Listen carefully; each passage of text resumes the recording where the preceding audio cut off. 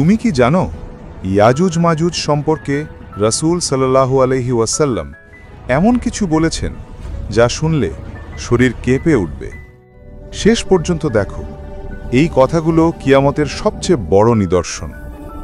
রাসূল সাল্লাল্লাহু আলাইহি ওয়াসাল্লাম বলেছেন, ইয়াজুজ মাজুজ প্রতিদিন দেয়াল খোঁড়ে, কিন্তু আল্লাহ তাদের আটকিয়ে রাখেন।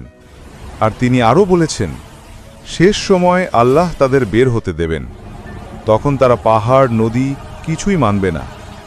রাসূল সাল্লাল্লাহু আলাইহি ওয়াসাল্লাম বর্ণনা করেছেন, তাদের সংখ্যা এত বেশি হবে যে একদল নদীর পানি পান করবে আর দ্বিতীয় দল এসে বলবে, এখনও তো পানি শুকায়নি।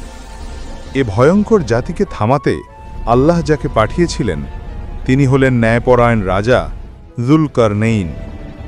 তিনি লোহা ও তামা গলিয়ে এমন শক্ত দেয়াল তৈরি করেছিলেন যা ইয়াজুজ মাজুজ আজও ভাঙতে পারে না।